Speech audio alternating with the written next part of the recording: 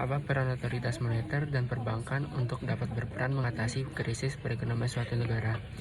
Otoritas moneter dan perbankan memainkan peran yang sangat penting dalam mengatasi ekonomi perekonomian suatu negara. Berikut beberapa peran kunci yang dimainkan oleh kedua lembaga tersebut. Yang pertama, otoritas moneter mengatur suku bunga. Salah satu alat utama yang dimiliki oleh otoritas moneter adalah kemampuan untuk mengatur suku bunga. Ketika perekonomian suatu negara mengalami perlambatan, otoritas moneter dapat menurunkan suku bunga untuk merangsang investasi dan menghidupkan kembali konsumsi. Lalu tugasnya mengontrol inflasi.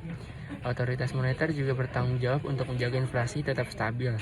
Ketika inflasi tinggi, otoritas moneter dapat menaikkan suku bunga untuk mengurangi pengeluaran dan mendorong tabungan. Hal ini dapat membantu mengurangi tekanan inflasi dan memperbaiki kondisi ekonomi secara keseluruhan. Yang ketiga, mencetak uang.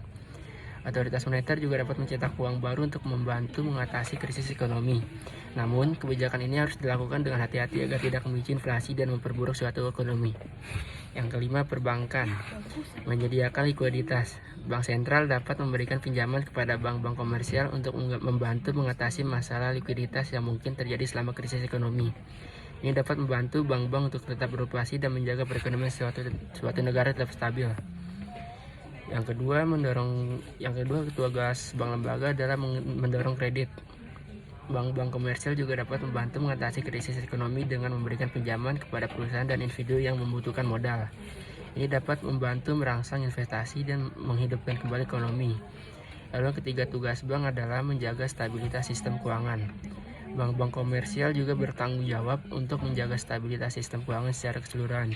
Ini termasuk menjaga likuiditas, menghindari risiko kredit yang berlebihan, dan menghindari praktik-praktik yang merugikan nasabah dan investor. Dan melakukan koordinasi dan kerjasama yang baik antara moneter dan perbankan, mereka dapat membantu mengatasi krisis perekonomian suatu negara dan mendorong pertumbuhan ekonomi yang berkelanjutan. Terima kasih.